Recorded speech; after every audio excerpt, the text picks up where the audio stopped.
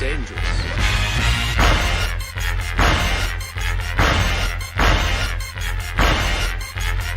Bad feeling about this.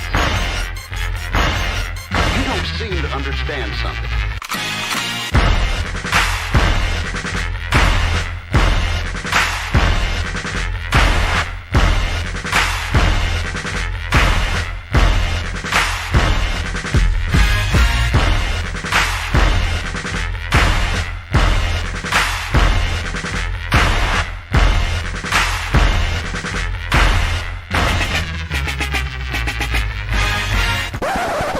The thing that I like most about being a dad is that I see that I'm about to impact the world. Yes, sir. What's up? It's your boy Humble Dad back with another edition of Humble Dad Podcast, episode 200 in the building. I am so excited. People say that all the time, but I am excited because it shows that we have been consistent at least 200 episodes that goes back, I don't know, a couple of years or so. And appreciate y'all for rocking with us. We almost at 1,200 on YouTube. Appreciate the love on there. And then TikTok just don't want to show us much love. And then you know how you get ghosted on Instagram nowadays. Like I've been going backwards for some reason. Mhm. But nevertheless, God is good and God is faithful, and the people that need to hear it are hearing what we have to talk about. And my goal is to educate people on the importance of marriage. That's my stance, and I'm cool with having a disagreement or having a conversation about it. But I think it's very important for people to work on trying to be married. Now, if you want to be single, I would say don't date, and if you're trying to be married, I would say make sure you court instead of date. And we talked about that before.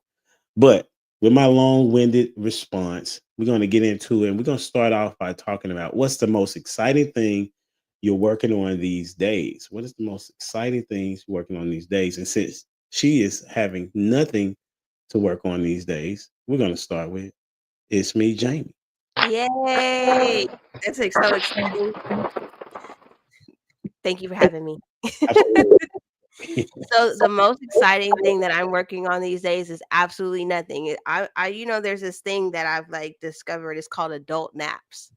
You know what I'm saying? And when you get an adult nap and it hits the way it does, and you get up and you don't have nothing to do afterwards, that's such a blessing. And so that's why I'm working on nothing. Working. That makes sense. I thought you were selling stuff though. I mean, yeah. Okay. Yeah, but I do that early in the morning. You know what I'm saying? I set the tone for that in the morning. So I get to still take my adult nap and do nothing the rest of the day. Okay. Yeah. Well, appreciate you for being here, being a part Thank of you. episode 200 in the building. Thank you. Absolutely. And welcome to the stage, none other than the host of the show, Prototype in the building. I don't got no soundboard no more. My soundboard is not working. Like I press a button and Yeah, I gotta get a new one. But that's what I'll get for Christmas. That's what's up. But man, the most exciting thing I'm working on currently is I became the IT director at this nice restaurant, Omni Coffee and Eggs down here in Atlanta, man. Black owned establishment. You know, it's diverse, you know what I'm saying? But becoming the IT director and being able to like put people in place to, you know, make money. Like, you know, we all just want to make money with our friends. You know what I'm saying? So being able to, you know, be a part of this restaurant's growth, man, it's been, you know, that's been the most exciting thing, you know. So yeah. That's big, bro. Good job on that one. Hey, shout out to Prototype doing big things, man. Appreciate you for being here. And we're gonna welcome to the stage. She's a newbie to us, but you may know her in them YouTube in the TikTok streets. They call her TC in the building. How you doing, man? Hey. So Yeah. something that I'm working on is I have been in school for the last year and a half. So I've got another year. So going to be finishing that up. And then just been cooking and catering. So just really trying to get that off the ground. Oh yeah, I saw you post that. You got a gig. Somebody got a gig. Yeah, so I have been getting little gigs, and it's just been like one gig, and then somebody's like, "Hey, I liked your food at this gig." So it's been working out really, really nicely, honestly. So that's what I'm looking forward to most, is cooking and finishing this degree. That's what's up. What's your degree gonna be in? I'm going for human services and chemical dependency, and then I'm going to transfer for my bachelor's in social work. You like helping people. Yeah. I'm actually a peer counselor, so I got that recently. So I just want to expand on that. Oh, you and Jamie will have something to talk about. Yeah. What's We can up? use it on that Omni Coffee. Oh yeah, I see. I need to get to Atlanta. I've heard so many good things about the food out there. That's what's up, man. Hey, we making people come together and welcome none other than the one that has all the answers. Just wish people would listen. Uncle Rick in the building. What's up, my guy? How's it going, Uncle Rick? Hello, everyone. How are you? Happy Monday. Doing well. Happy Monday to you as well. The question is, what's the most exciting thing you're working on these days? Oh, right now, two things: being back in the gym and my crypto portfolio. Oh, that's what's up. How that gym working? It's You know, getting there. You know, say something. I'm not. You don't get back like you used to. You know what I'm saying? So you gotta take your time with it. But it's getting there. It's getting there. That's what's up. Are you like running? Or are you doing weights? No. 30-minute walk tops. I'm not running. Okay. My knees is no. It's cold outside. I know when it's cold outside now, so I need to slow down. So that's a bit. Big buddy Trump got you in that back in that crypto. I've always been in crypto. I'm trying to tell you that's how I paid for my daughter's surgery. Okay. You know what I'm saying? Like, it's just it's the wave, and a lot of times we miss the wave. This the wave. You just got to pay attention. It's the wave right now. I mean, that's what's up. Yeah, and I would say for me, well, appreciate you for being here, Uncle Rick, on episode 200. You know, I would say for me, well, I'm working on a couple different things, but the one thing that I'm working on that's exciting for me is my real estate game right now. I currently have 3 clients, and I heard that people are struggling out here. And at the gate, I have 2 listings and 1 buyer customer, and so looking forward to finding them some people to get into their homes. Y'all hear my advertising? You see that? Advertising on my own show. All right. Shout out to Humble Dad. Right. Okay. So it's gonna be good, man. I wanted to, talk to the people about this pop the balloon phenomenon, because it has been. I think they are almost at about 700,000 subscribers, and I want to say it just started this year for them, as far as like the traction and whatnot. And I did just a tad bit of research and tried to listen to some of the reasons why they started it. And one of the reasons why they started it is because um, the man, the husband, I would say, he found her in a long distance relationship, and he wanted to have other people be able to find the same type of love that he found in Arlette. And so he began the journey of finding something that would work, because he did music, and the way he met her was through him and his music. And so Arlette is the host, if y'all don't know. And then I can't think of her husband's name. I have to figure it. I have to learn. Come back to that later. But overall, their goal is to help people actually find love through this particular dating show. And so I'm gonna play a clip, and we're gonna see what y'all think, because some of these clips have been really viral, obviously, and some of them don't even get played. But let's try this one, and then after I play it, I want you to give me your reaction. The only thing is, I understand I'm short. I get that. I am pretty short, and I'm shorter, but it's just you're short too. So. And how tall are you? I'm like 4'11". Oh my God. Okay, and how tall are you again, Eddie? 5'9". 5'9". Yeah. I know, but you see, like. See what? He can look over your head. Yeah, but I can't like, So look you want to up. like tippy toe. Yeah. Understandable. Okay. Yeah. Thank you, Eddie.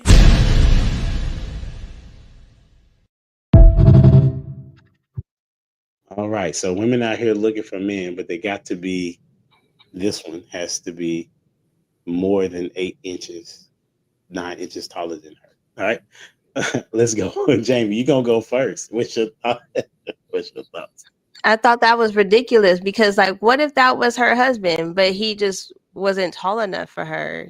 Like, that don't make sense. And he was a good looking dude. Like, they looked like they would have been a good match. And she still could look up a little bit. You know what I'm saying? Like, there was still like a look up like that. If that was important, I don't know. I just think it was ridiculous. I think she probably missed out on a good man. And if you listen to if y'all go back and watch the clip, he was very well established. So you got And so going. she Oh, bypassed that all because of the height. That's crazy to me. But TC, I'm gonna go because she knew, so she gotta go. Ladies first. Ladies first. I think it really goes to show what people are looking for pretty quickly. Like the fact that height was a disqualifier for her and she wasn't willing to even talk to the man. If I was the man, I'd be like, all right, like I dodged a bullet. Because for me, I want a woman who's going to get to, like, if I was a man, I would want a woman who's going to get to know me a little bit and not base me off of superficial things I can't change. I can't change my height, my ethnicity. You can't change certain things about yourself. So I feel like there should be a little bit more substance. So, but I think it was ridiculous to disqualify him for height. But I feel like some people just are really particular about what they want. And I think that show kind of shows that. Like, people are going to be really quick about what they want and pop that balloon real quick if you're not offering it. That's what's up. Appreciate that. Who you got going next? We'll go with Prototype. I don't think it was his height at all. She might have said that, but I don't believe that's what she meant. I just think he wasn't brolic enough. He didn't show himself manly enough. He's kind of small. He's a small dude.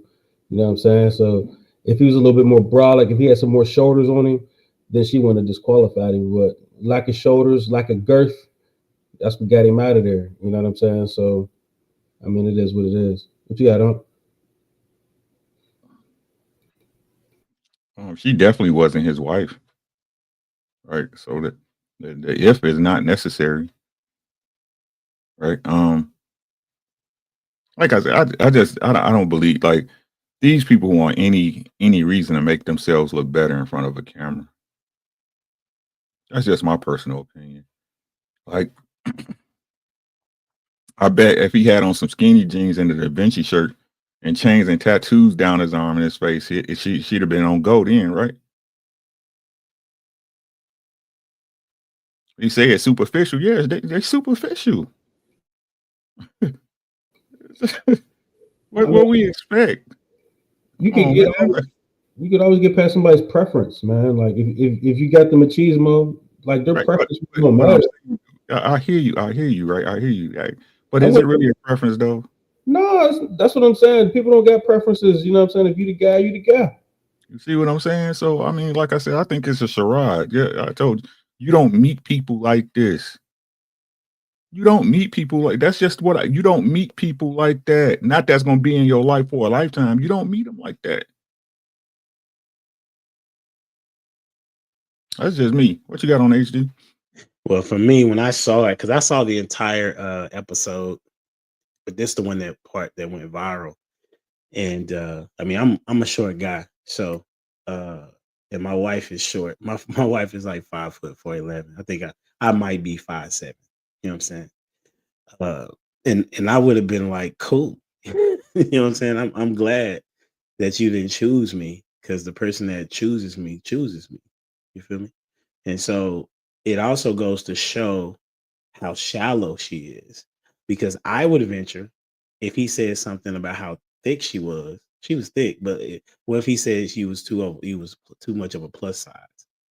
Then there would have been some type of discrepancy from what I've gathered from talking to other young women. or women in general. So it's just a microcosm of where we are in today's society. I think that this young lady, in my opinion, from what just a small part that I saw, she really doesn't know what she's looking for. She thinks that she knows what she's looking for, but like I'm with Prototype. I don't necessarily think it was the height, you know. I think it was a matter of she has a particular preference that she's looking for, and he just wasn't it. And unfortunately, she doesn't realize that she should give herself more of an opportunity to expand her options if that's what she's going to have, than to reduce them down, because you're on not syndicated TV or nothing like that, but there are at least 100,000 people on the low end that will see you and make a depiction of who you are and your character is by watching this show. So you never know who is paying attention that may not be in the lineup that will provide you, the security, I guess, of being a wife. So that's just my thoughts. Anybody want to say something? What you got, Proto? I mean, she's a long time going to be a bust down, right? Like that's just what it's going to be. It's like some people just got the mindset to be only that. You know what I'm saying? Like, so she's not going to be able to escape that. Her future. That's just what lies ahead of her. And some girls are bust downs, and some girls are wife material. I say probably only about 15% of women are wife. You said 15% of women are wifey material? Yeah, probably 15%. 10. Ladies? 10%. I'm gonna go ahead and go with like a 55-45. Okay. I do. I think because I think it gets so focused on the results of like the negative stuff, but I think there's something that causes it. And if you look at what causes a lot of what makes women evil or bad, you're going to see a man at somewhere, not always, but a lot of time there could be a father, a grandfather, as something along the way. I think that sometimes has women go off the deep end. That's not them saying they don't need to be accountable, but I'm just saying I think sometimes there's a failure or something that sometimes takes place.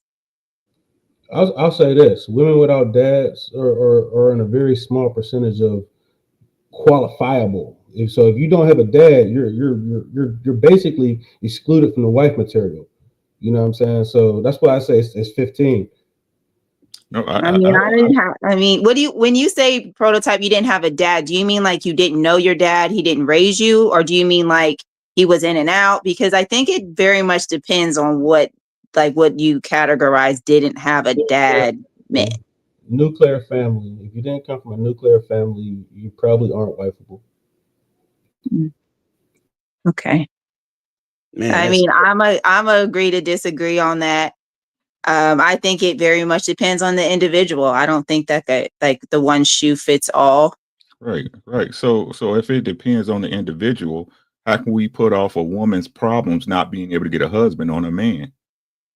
No, I wasn't saying her not being able to get a husband on a man. I was saying sometimes where he was saying sometimes women can, turn in ways that make them completely not wifeable. And so, I mean, I think there a lot of time there is some responsibility, and that doesn't mean it has to be a lover. It could be her mom didn't have the best relationship with her father. It could be maybe not a healthy dynamic with a grandfather. Maybe they were raised by men who didn't know how to lead. I think there's multiple different factors sometimes that can play a role in that, because I know a lot of women who had fathers, but they, in my opinion, didn't lead the best. Right. So when they get men, they don't really know how to treat them or respect them, but they had a father, they went to college, they did have that dynamic of mom and dad together, but their father was maybe more of a beta, or maybe more of the man who was more submissive to the woman. And so I think sometimes that can bear a different type of woman, where it's like she has a daddy, but that doesn't mean she knows how to respect a man. Right. Understood. Right. And those are all great excuses if you're not an adult. Right. But isn't it strange how women can learn what they want to learn when they want to learn it, except when it comes to getting a husband? Jamie, you keep Jamie. laughing, girl. Are you gonna say something? Jamie, you gotta say something. Right. So example, right? Not to pick on you, right? You said you're going to school right now, right? Yes.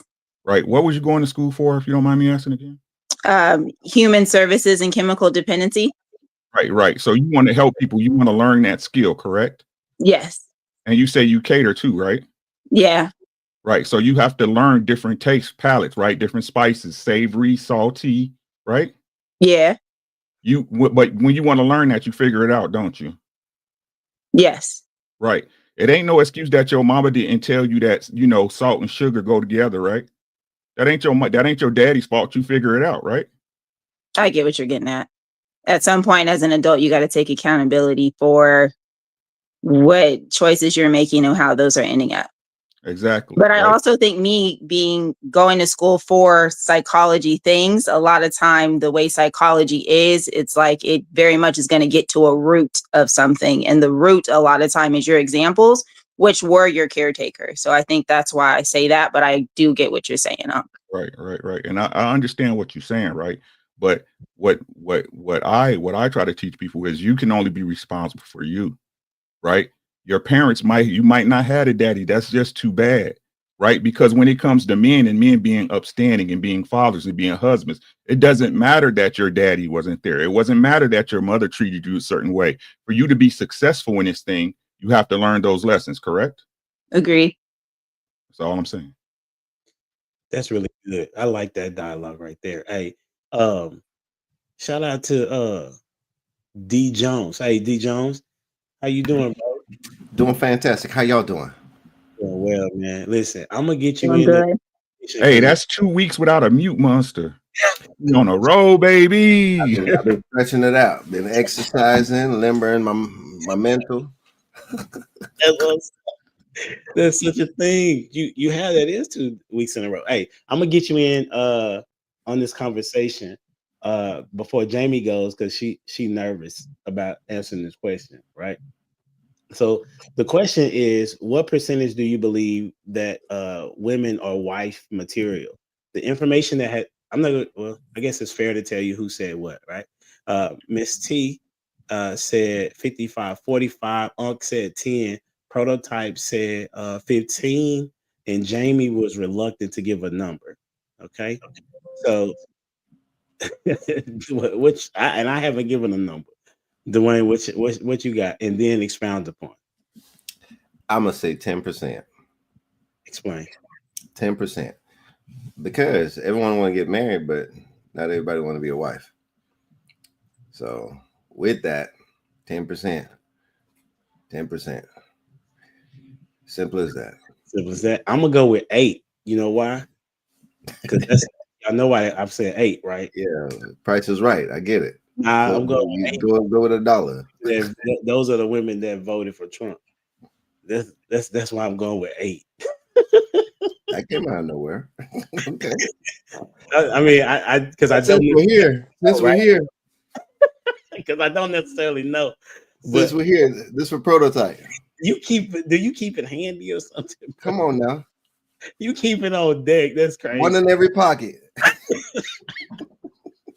So that's why I say 8. But to know a number, I mean, me and Rick, Prototype, I don't know, but I know me and Rick have been on shows together for almost 2.5 years, 3.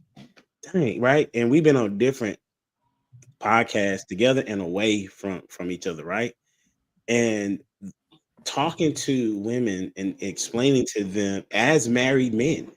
And this is my second marriage. Of course, for those that don't know, I lost my first wife, right? But I understand the importance of being married, right? And so I had to have my mindset to get remarried. But then talking to women that are of a certain age, they don't even want to accept responsibility out of why they're not currently married. Like I was talking to an older lady, and because everybody says that, Elijah, you women bash, you only talk about the woman and things of that nature. And I said, well, as it relates to now, women are the ones that have the power to decide who goes on a date. So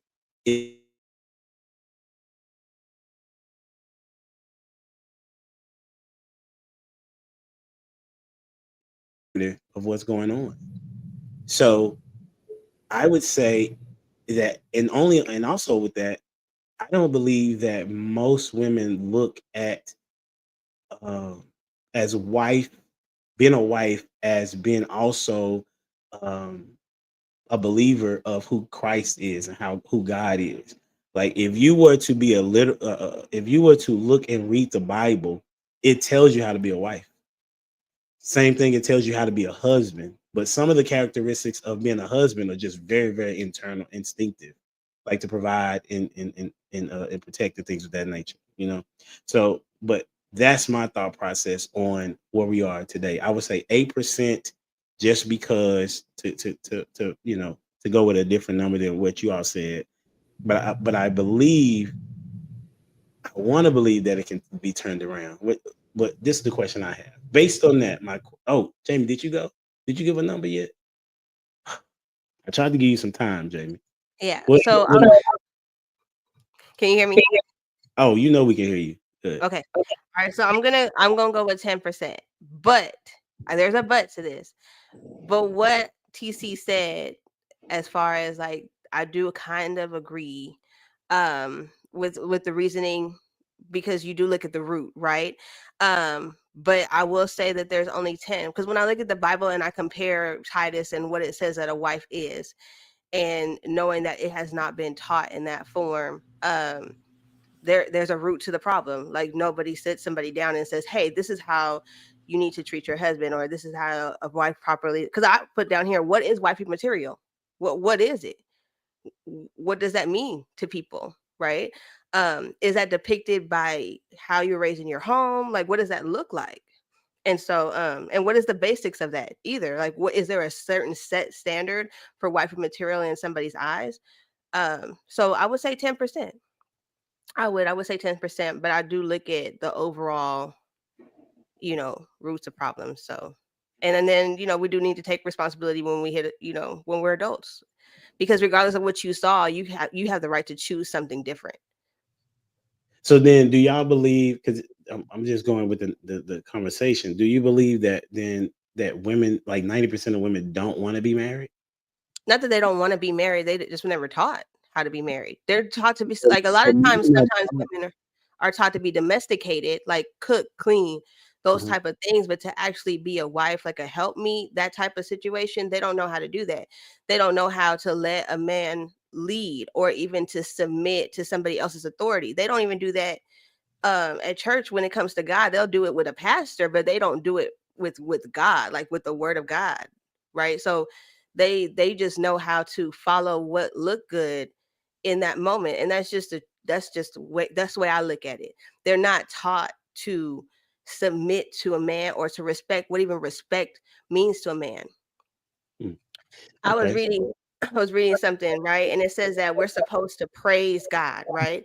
Well, what is praise? That's praising him for his abilities, his qualities, the things that he has done, right? Which is a form of respect and honor. But we don't know how to do that. So if we can't practice that with God, how are we practicing that with our husband? We didn't even know that we were created just to do that. We're just created to praise. Interesting. Dwayne, you got a thought, bro? No, I was just wondering who you were saying was nervous.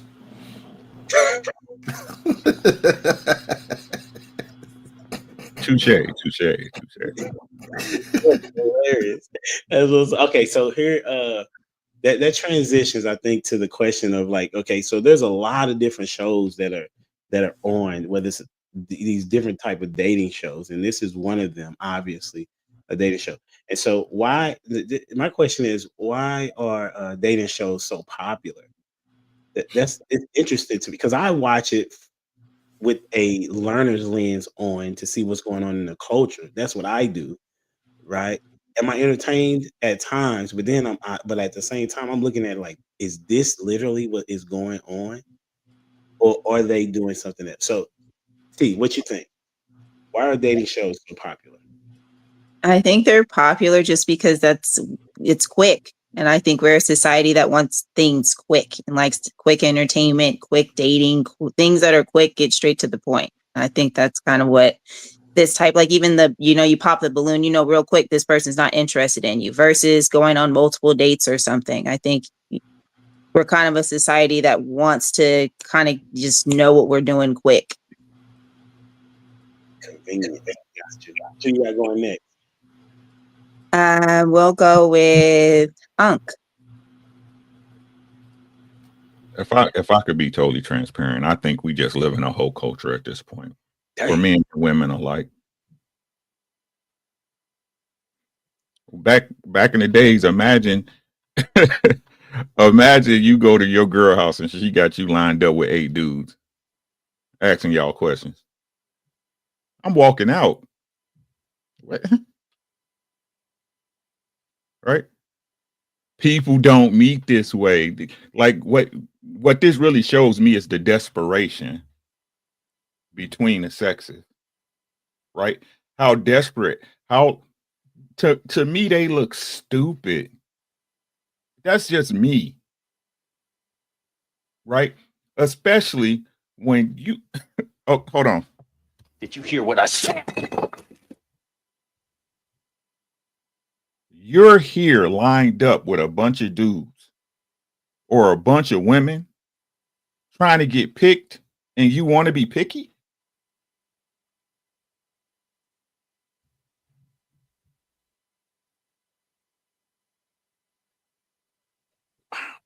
I mean, when you hungry, if you ain't got no food and you go to the food shelf, you're going to take what they give you, right?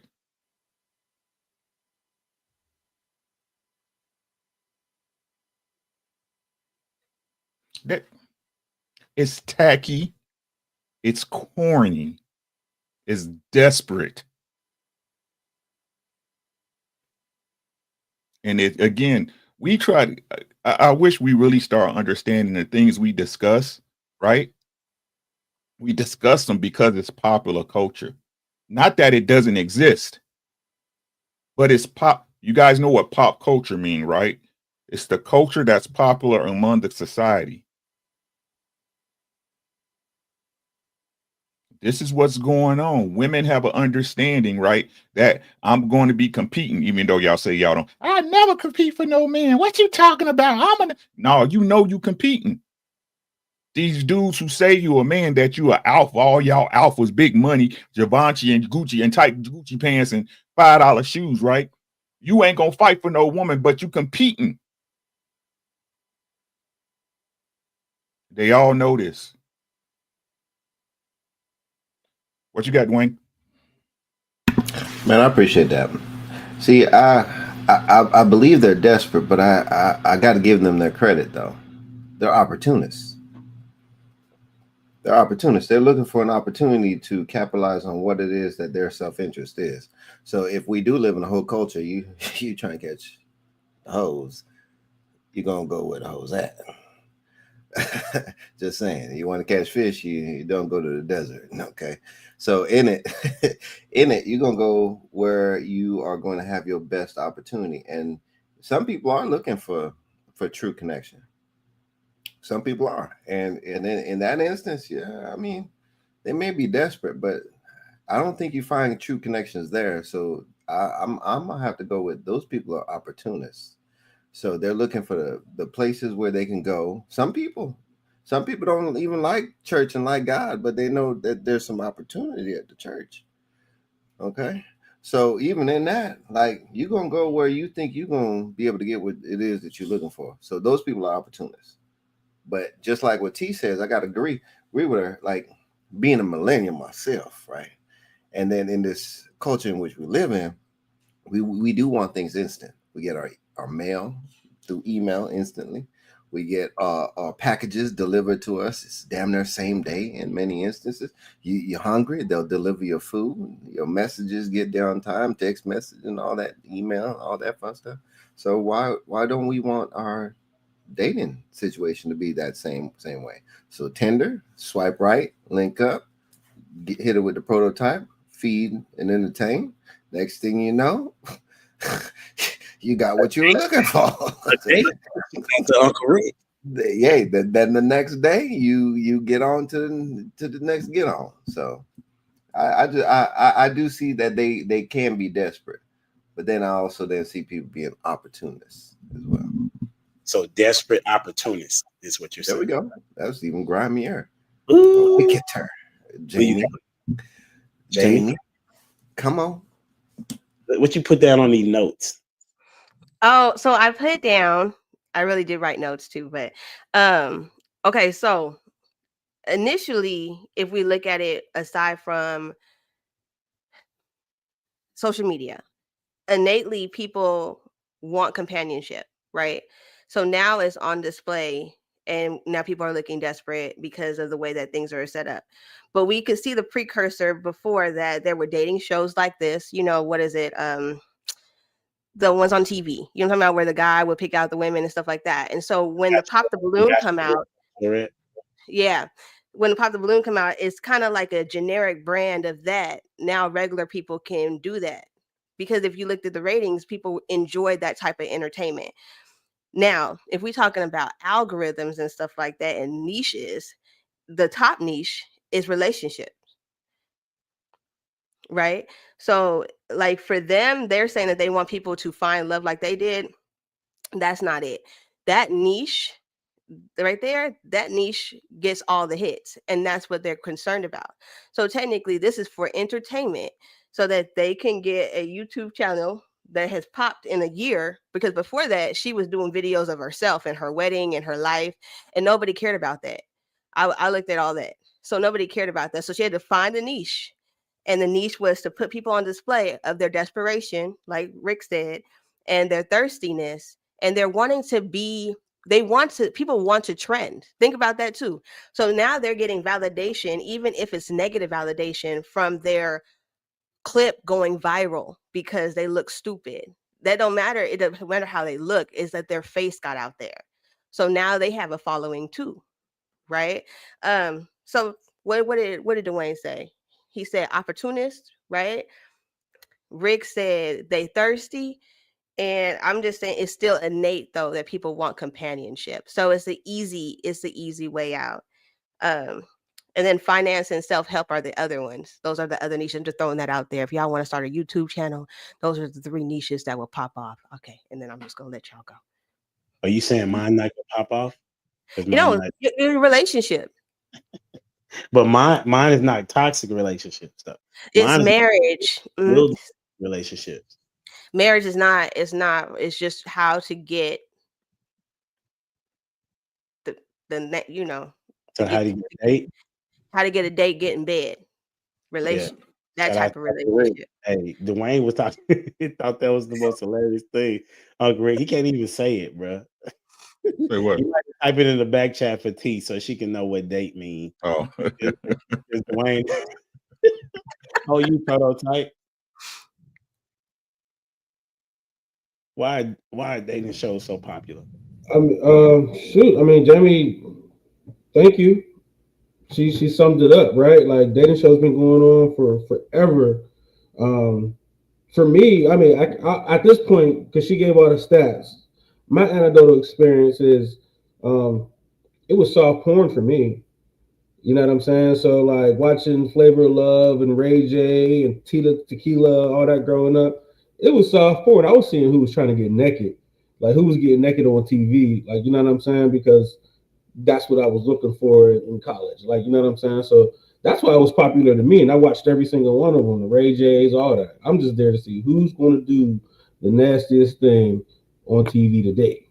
You know what I'm saying? So it's kind of, I mean, I wouldn't say that Pop the Balloon is along that category, you know what I'm saying? But it is one of those controversial type things. Like I said, Jamie kind of summed it all up, so I can't really speak to that. But from my anecdote, I watched them off the soft porn, or you know what I'm saying? I was always trying to like figure out how to sharpen my game up. Okay, they like this, they don't like this.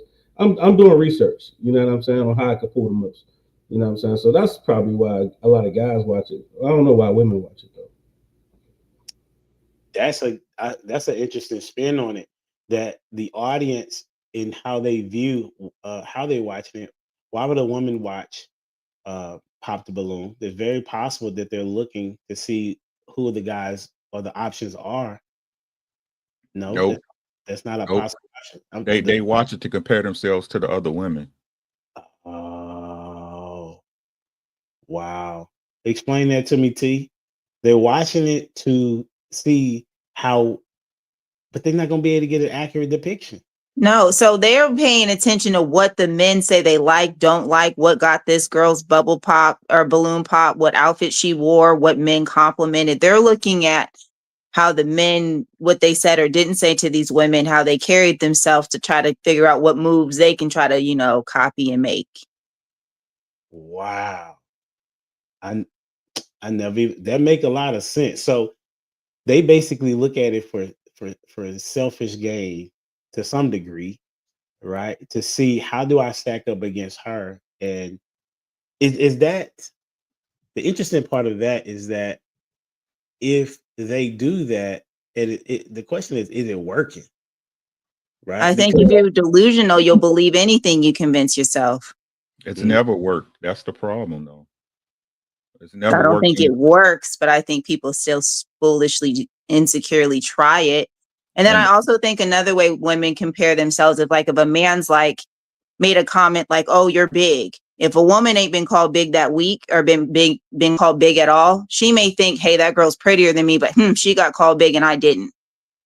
So they literally look at it to see what are the negative things that males are saying to other women so they can be like, well, I haven't heard that, or I haven't been told that, or women kind of pay attention to every little thing and try to look at, well, how can I one up myself? Interesting. So why would guys watch it? Are guys watching it to see what the curves are on the women? I think guys watch it. I don't think men do. I think there's a difference between a young man and a man. I feel like a young man, I call him a guy. That's a guy, that's a fella. And then I think you got like a man. And I don't think grown men are watching dating shows to learn how to date women. They're figuring out in the real world. They're out there introducing themselves, working out, taking care of themselves, doing what they got to do to even attract a woman or even find the type of woman that they would want. They're working on themselves. So I don't think real men watch those type of shows. Maybe I'm wrong. I mean, and this is what I will say. I think men, I will say this, if men are married or are in a serious relationship, they may watch that, cupcaking with a lady if she's watching it, but I don't think they just go and watch it like they watch an NFL game at all. Yeah, it may be possible. Like I said, the reason why, go ahead. Were you gonna say something, Rick? Oh, I was gonna say, I can't say I ever watched one all the way through. I see the clips. Right? That's a whole different thing than you type it in your Xfinity and say bubble date. I think most real men that's not on their agenda. But I'm watching to see. I'm watching to see how thick they is. You know what I'm saying? That's why I'm like, that's what I'm watching. Honestly, content. Like I watch it to see, like what is literally going on, and why would like this the clip that I saw. I went to go see the context. Like I like getting the context of the clip before I be like, oh, that just was crazy, right? See, and I think it's different watching it, depending also what you do for work, what your interests are. I think you can be watching it from an educational standpoint, but I don't think what I'm trying to say, I don't think real men are watching it trying to figure out what moves they need to make to find women. That's what I should say. I don't think real men watch it trying to figure out what do I need to do to find a wife. I don't think that's what I was trying to say. Yeah, but that's dope how you came up with the idea. Prototype going to say something in a moment, but would you say a guy versus a man? That's a hot take. Prototype, what you finna say? Dun dun dun. I mean, her opinions are opinion, right? Like, I really don't have nothing to because you can't say like she could say like a real man's not gonna watch it, but that's her take. You know what I'm saying? But I know real men that are gonna watch it, and you know what I'm saying, like I said, for us, it's soft porn. Like if it was full of ugly girls, the men probably wouldn't watch it. You know what I'm saying? But dudes is looking at who's thick, who look good. You know what I'm saying? And what these dudes are doing. Like I said, it's research. You know what I'm saying? So I don't know if she understands how many reps a guy has to take to pull what he wants. Steph Curry. You know what I'm saying? Like you need reps out there. You know what I'm saying? Like a guy's just not genuinely going to be smooth talking to a woman. It's from reps. You know what I'm saying? So, I mean, that's a way to get some reps. You know, that's like watching film. It's a way to get some reps without actually getting out there taking reps. Well, she's saying that she doesn't think that like men would go and watch it to try to learn how to get a woman. Yeah, that's what she's just misinformed because she I don't. get like for me, I think men would watch it maybe to be entertained, maybe to see the women, check out their body, stuff like that. Maybe learn something, but for watching it to be like, okay, I'm gonna watch this show and see how to go find a wife. That's what I don't think. We're not talking about finding. You see, we're not talking about finding wives. That's the show though. But that's the show prototype. We don't care about what the show is. We getting reps. It's mental reps. It's soft reps. It's watching film. It ain't really on nothing, you know what I'm saying, outside of that. So we trying to see what are women responding to. They like that comment. They like the funny guy. Oh, I gotta be more funny. Let me practice on my reps. It's just getting reps. It's watching film. You know what I'm saying? That's all it is. Somebody got some back feed, but it's okay. How you doing, Miss Penny? Hi. Long time no see. I know. Hey, Ricky. Good to see you. Glad you could make it. Yeah. Well, we're talking about Pop the Balloon review on the show. Are you familiar with it? Yeah, the show. Yes. And so I'm gonna play this clip and I'm gonna get your thoughts on it. Nobody's seen it yet, so you'll be the first to go on this one. All right. This was a episode not too long ago where the guy was on here. Okay. And this is what his thoughts were.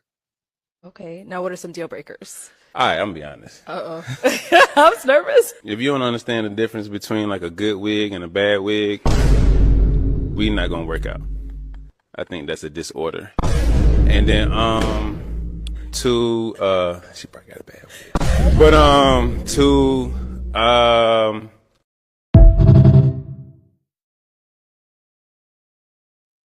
all right, out the gate.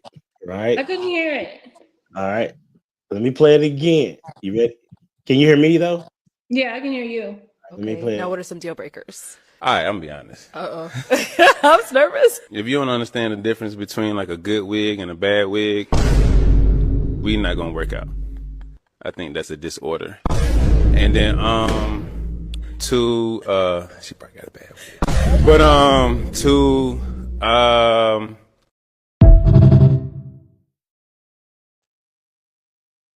did you hear it? Yeah, I heard it. Okay. So what is your thoughts on either what he said? Oh yeah, that's all you could do. What's your thoughts on that particular clip? I thought it was funny. Really? I agree. You should know the difference between a good wig and a bad wig. But you're gonna wear a wig. So why do you think that the lady would pop her balloon? I think on those shows, if they say anything against like women or how they dress or anything, they just automatically like take it as offense to it on those shows. So I think maybe, she just was like, I don't like the fact that he worried about women hair or something like that. But that's probably why she popped. But I thought it was funny. I mean, girls talk about each other and say she got a bad wig or, stuff like that. So it's funny. Interesting. All right. If anybody get a chance to go watch that episode, there was one lady that said she thought he was very funny, but she didn't know if she could ever take him seriously because of how funny he was. Oh. Is that a negative that you be too funny? Yeah. Okay. Yeah. Got you. Who you got going next, Miss Penny? Let me go with Ricky. Let's get it, sir.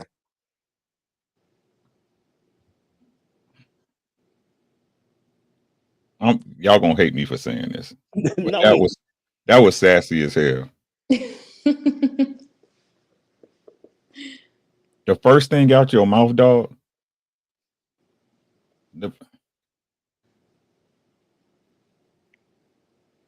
That was sassy as hell. I don't know what else to say. Okay. And can you explain sassy? You felt like it was a little feminine? It was real feminine. Who you got going next, bro? Prototype. So No, I don't disagree. I mean, I feel like the bad wig thing is a hygiene thing, right? Like a woman should know how to clean herself type. You know what I'm saying? I think that's along the lines he was saying that in. Shoot, I'm just as petty. Like I'd be like, oh, if she got ugly feet, if she's knock kneed, you know what I'm saying? Like I don't do none of that. Like if she weigh over $150, like no, that's not gonna work for me. You know what I'm saying? So I ain't mad at the bad wig thing. You know, some things I could overlook and say like, oh, I could fix this, fix that. You know what I'm saying?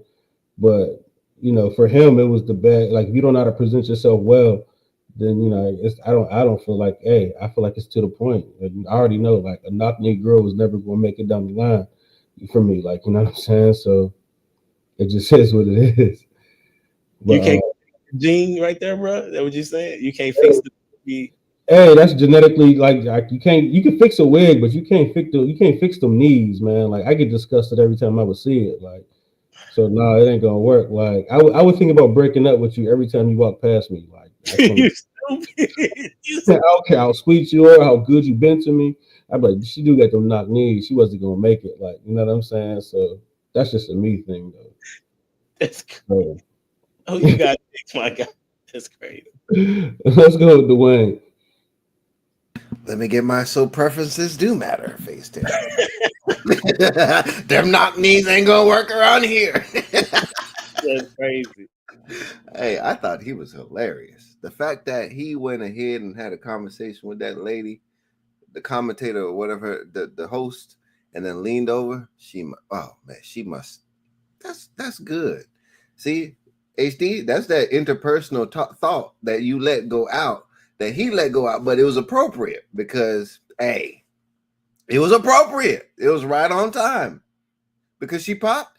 That's an offense. That's a rejection. He got rejected, right? So in the kindest way, he just said, well, she must have one too. And I appreciate that because guess what? He wasn't holding his punches. She popped her balloon. If you wanted to be nice, okay. I appreciate that. That man gave me a good laugh. Added about 3 minutes to my life in 2 ways. But hey, Ricky, that zesty thing or what sassy? Which Did one you was say zesty? I said zesty. Well, you be losing some of these words. Man. Okay, yeah. Run the tape. No, man, I get it. I really do. Okay, now what are some deal breakers? All right, I'm gonna be honest. I'm nervous. If you don't understand the difference between like a good wig and a bad wig, we not gonna work out. I think that's a disorder. And then she probably got a bad wig. But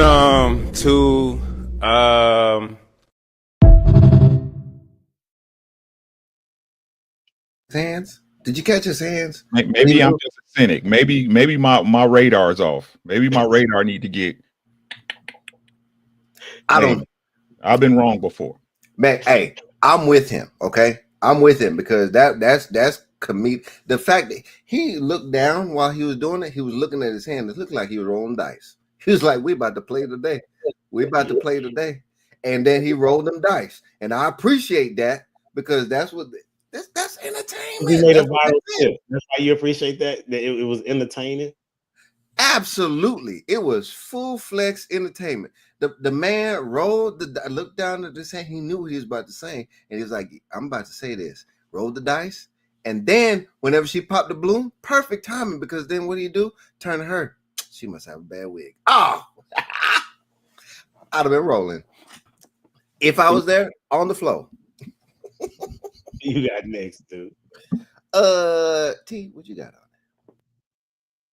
on? I think that was hilarious. I mean, at least if you're gonna be honest, can you be funny with it? I mean, just get it straight to the point. I mean, and women talk like that about each other. Women say worse.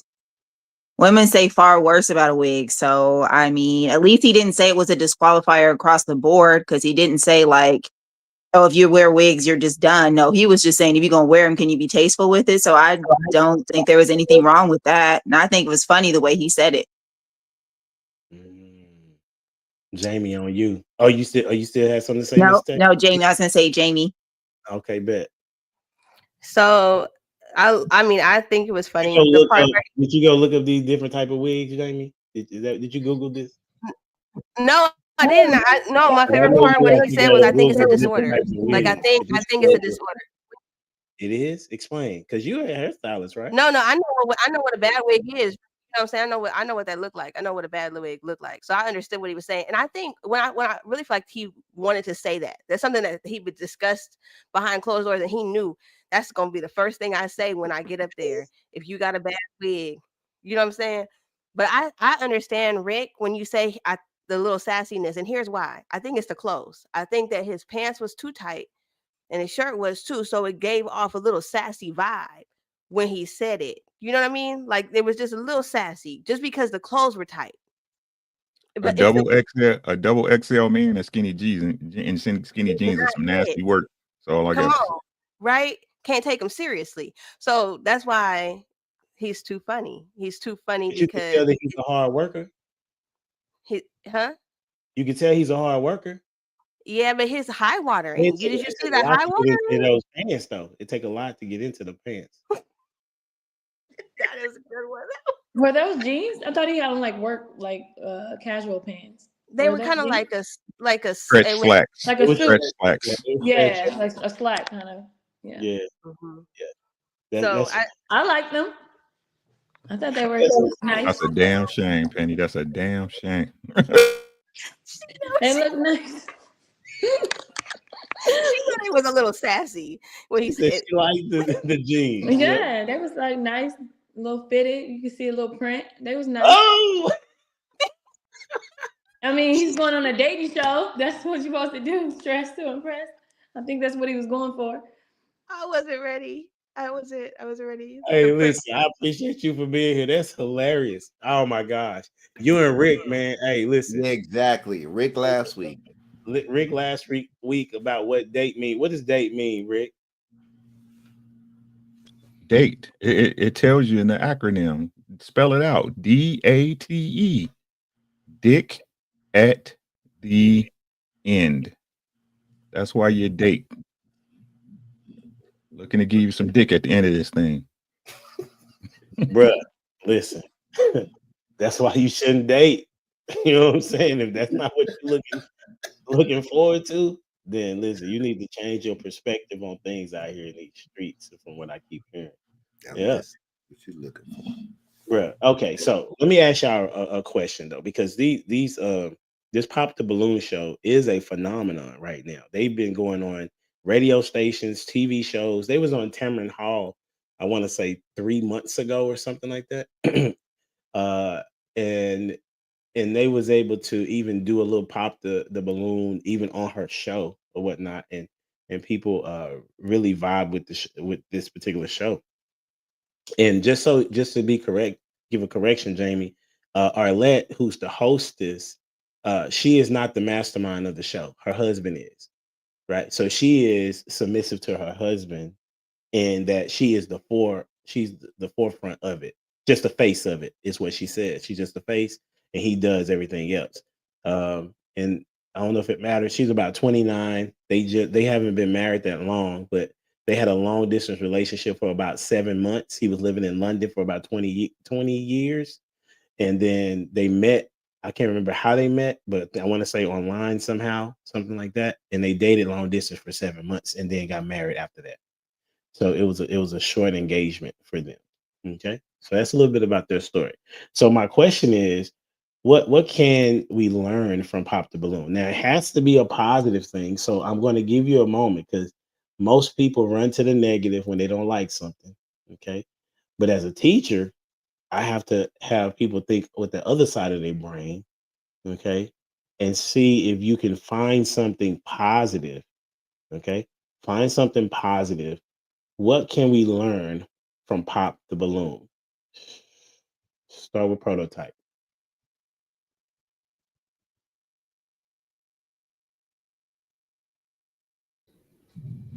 How to get your Mac game up?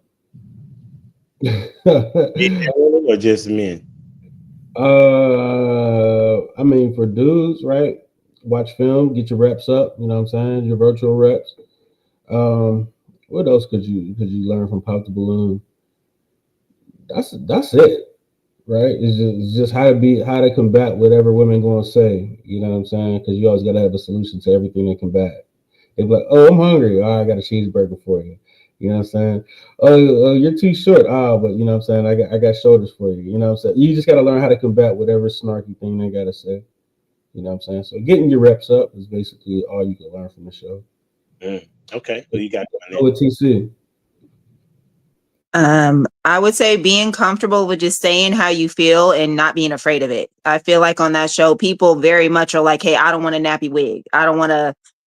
You're too short. You're too this." So I feel like people have a level of feeling comfortable speaking their mind and not like, what's the worst consequence? You just don't get picked. So I see people really just say what they feel really quickly without being influenced by everybody else. That's good. Who you got? I got Dwayne.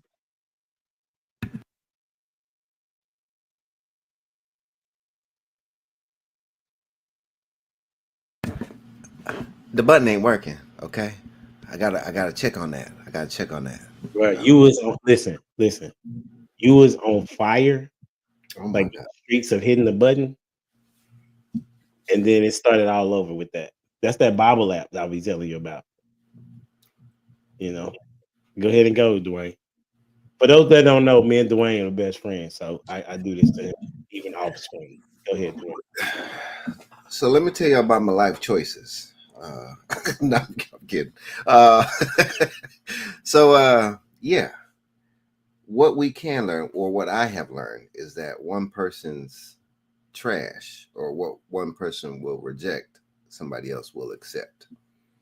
And I think the best one that I've seen with the pop the balloon jazz is everybody popped their balloon except for this one dude. And they go over there and strike up a conversation. The dude asked her a question: "Who did you find the most attractive?" And it just so happened to have been him.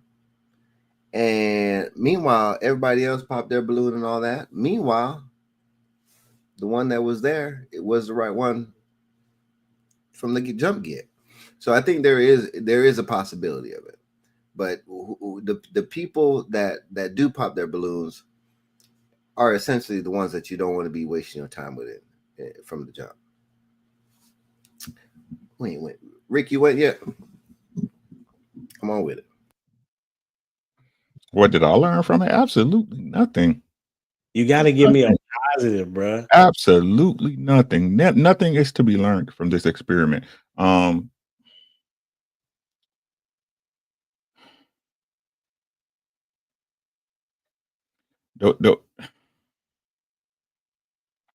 one thing I learned that I always knew, it confirms that for men, it's all a numbers game.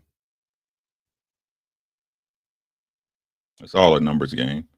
You know what I mean? I totally agree with Prototype. Get your shots up. You know what I mean? Get your shots up. Get your reps up. Okay. If I'm let me rewind. Being transparent, right? I think the thing that most people learn from watching that is that you have to stand out. Right? You have to stand out, because when you, again, from these clips, like, even though the girls are different and the dudes are different, right? You still see a kind of a steady theme when it comes to the people, right?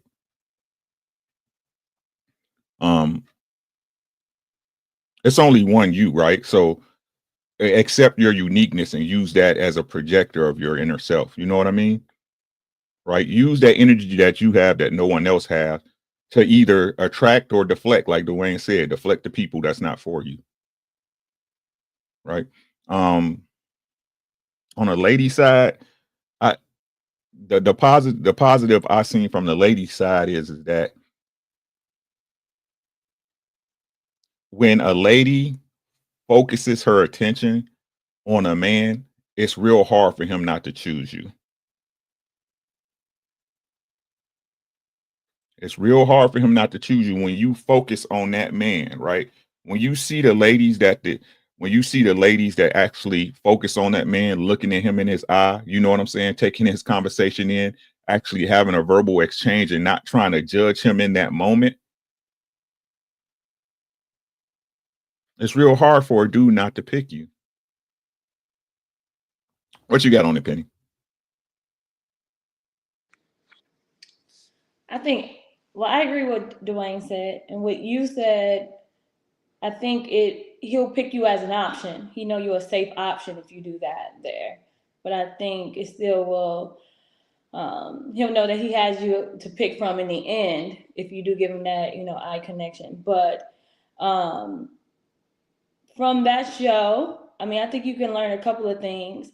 One, you can learn for women what things you may look at something as far as the way they dress there, because I know a couple of women that dress on that show.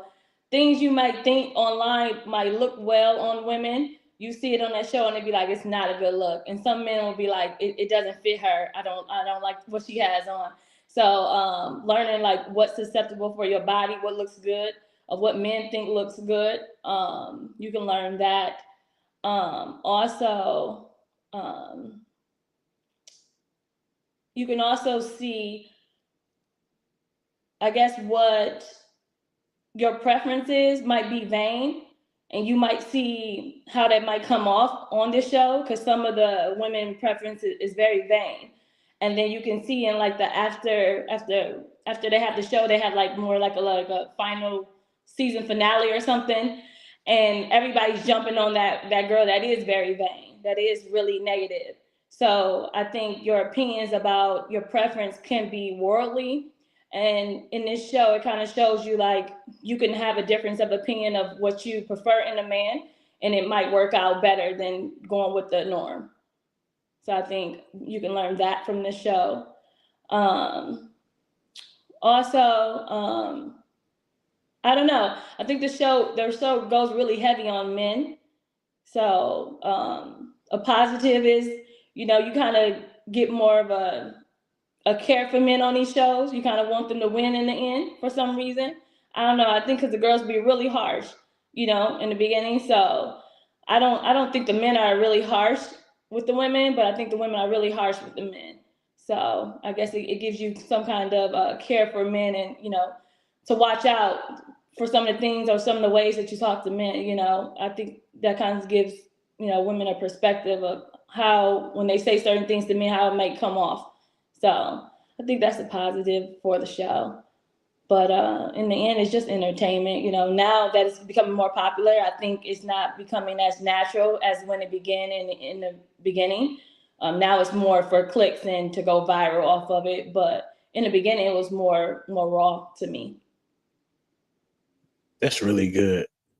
That one that you said, I know we get to Jamie, that one that you said about what men look for and when women dress, because that's a thing that there would be some women that will say, well, a man shouldn't tell me how to dress.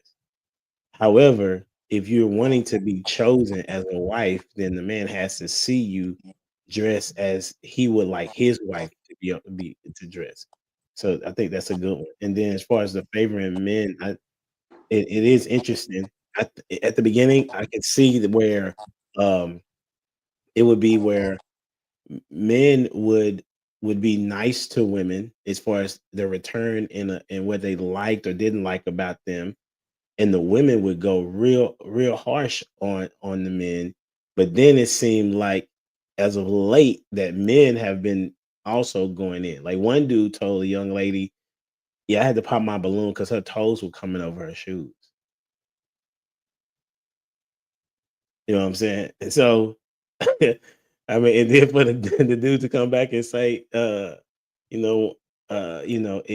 based on your wig choices, like I don't know if that's gonna be good for us, because I see your intellect is not quite there, right?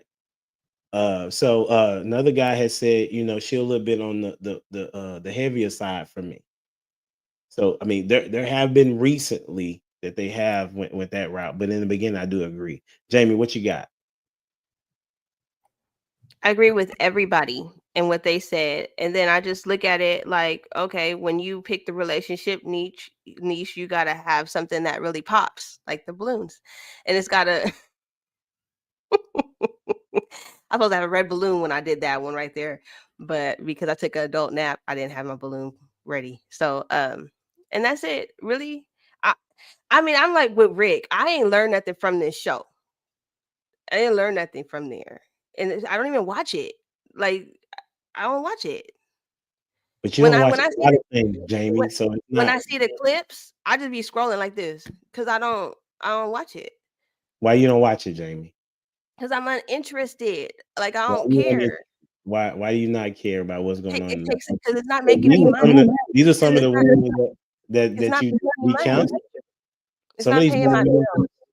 but some of these women you need to be counseling. I don't want to. They don't know. There can't nobody help them but the Lord, and I'm not him. You know what I'm saying? So, Jamie, you have had a really nasty attitude about women over the past 3 months, man. Like for real, you have been sick of them, just sick of them. I don't think so, Jamie. I think you've been doing very well. Okay. Thank you. I appreciate it. She done had her eyes open like Princella. Oh, I was going to say that, Uncle Rick. Penny, you know who that is? T, you know who that is? Princella?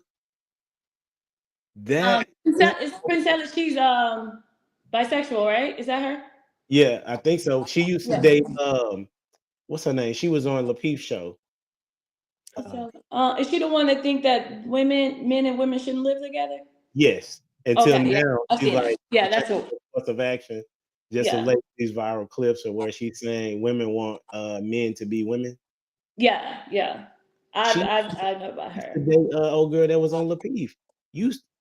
What's her name, Rick? You know B. who Taylor. B. Taylor. B. Taylor. Yeah, she did end up dating her, right? Yes. Yeah. Yeah, for sure. Okay, so yeah, she has flipped the switch.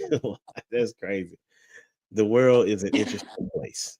Hold on, B. Taylor was with a guy for a long time, right? I told her exactly. I told B. Taylor exactly what was going to happen. That's crazy. That is crazy because the uncle was on screen with her. I remember y'all conversations and she wouldn't listen at all. Similar to what Jamie's saying that, and then Prototype always says women don't listen. You know, that's just unless you feed them and entertain them, right, Proto? They still don't listen, even after you feed them and entertain them. They just there for a ride at that point. So you take them on a ride.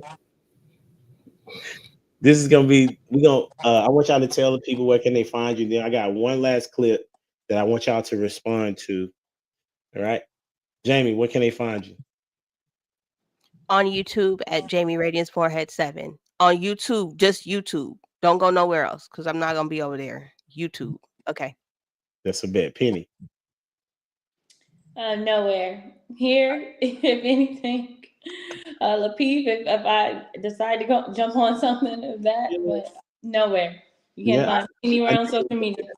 If you want to contact me, reach out to Humble Dad, Ricky, Prototype. One of them can locate me. But other than that, no. I appreciate you making the time for us for sure. Prototype. Oh man, YouTube, TikTok, Instagram. I think we got something on Facebook too. Spotify. Just look us up, Prototype Dad Podcast. Uncle Rick. You can find me on Humble Dad every Monday when he have me.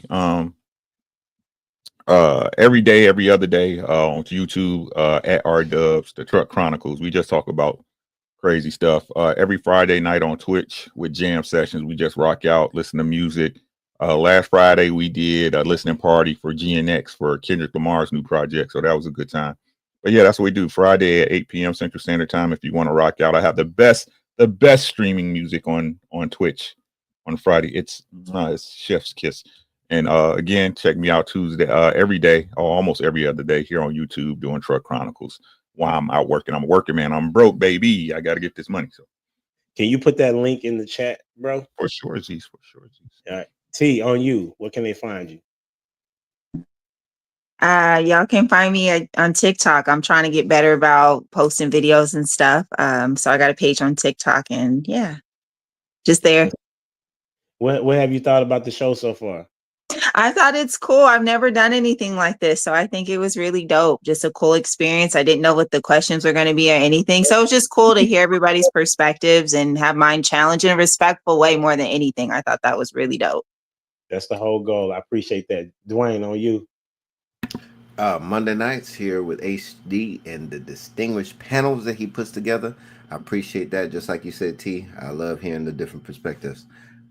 But you also, oh, Penny, shout out to you. If it wasn't for HD, I'd be just like you. Nowhere. Okay? Find me nowhere. He's I not ain't on social social that. media platform. No, I'm just like you. But you can find me at DwayneJonesPhotography.com as well. That's a bet. And of course, you can find me here and all the other social media platforms. Don't forget to like, share, subscribe to my channel as well as everyone else. We almost at 1,200. Shout out to those that are subscribing to the channel each and every day. Last clip, okay? And we're gonna who didn't go? Who's went first? No, Penny went first. Jamie went first. Proto went first. T, have you went first yet? Yeah. I think I did on one of them. Okay, bet. Okay. So we're gonna go with Rick. You'll be last for sure because I want you to close this out for me. Okay. And Proto, you'll be first on this one, all right? Okay, I think he heard me. All right, here we go. Challenges black people have for the next 100 years. The number one challenge is the existential crisis of the black family. The existential crisis of the black family. Marriage in our culture is down to 34%. When we were growing up, it was 85%. It's now down to 34%.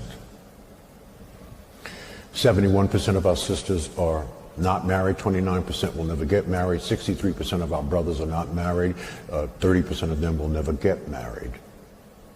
There is no culture in the history of humankind that has risen to maximize their full human potential without family at the center of their culture.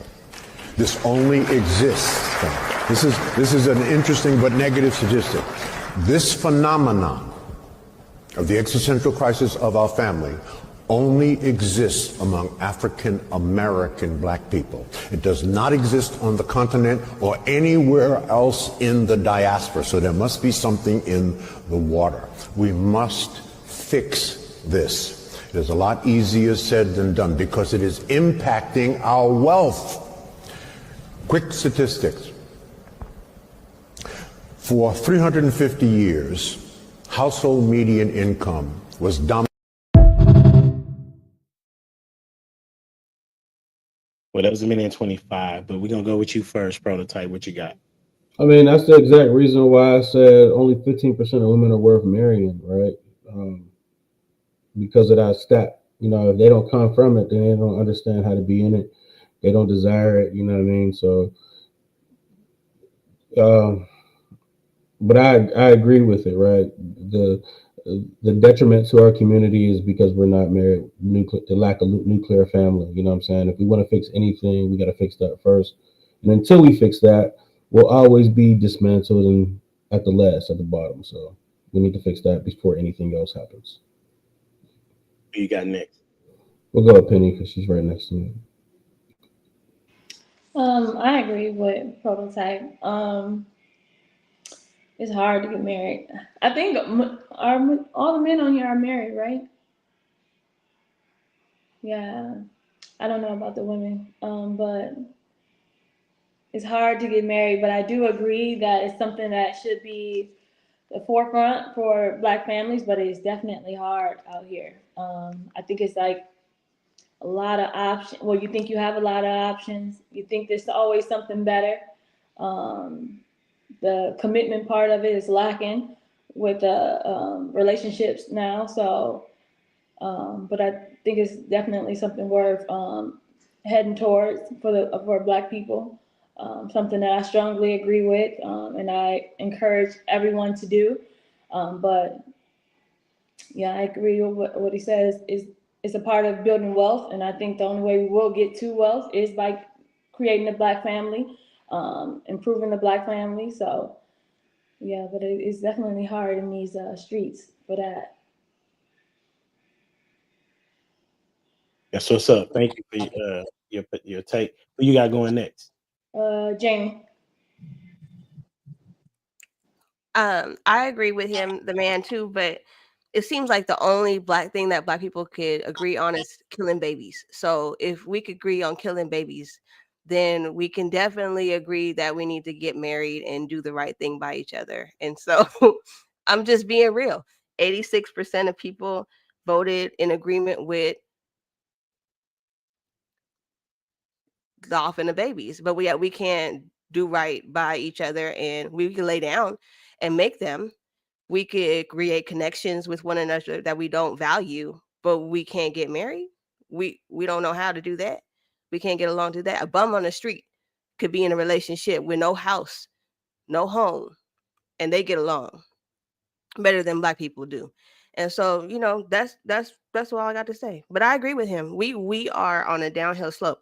Oh, and the Black men too. Right now, I'm mad at y'all because all of them keep on saying they want to be in polygamy, and because they can't pick a woman. They don't even know what a woman is. That's why they keep on picking hoes, bust downs. What did Prototype say? Bust downs. That's what they was looking for. That's what you said it. I didn't. I'm gonna go with let's go with TC.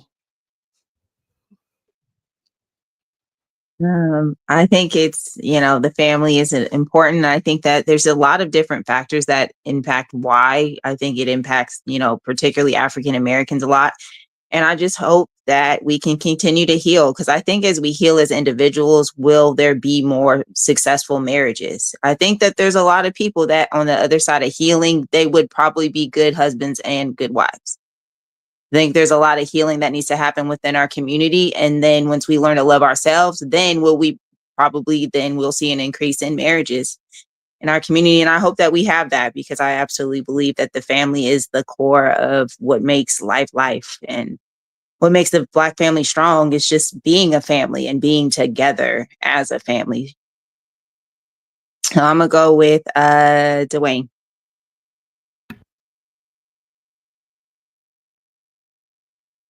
Listen, You're doing it again, Dwayne. Can't hear you. I appreciate what that brother said. Listen. Your streak started over, but not really. You know what I'm saying? Like, you got back to back. Listen, like Toronto, the Jays, when they went to back to back, Kobe and Shaq. Okay, any one of those. Your back to your wife's back, like back to back, whatever. Come on, bro, get it right. You know what I like about this the most? How painful you make it. That's what I like about it the most. You gonna learn, boy. No, I appreciate what that gentleman was saying, because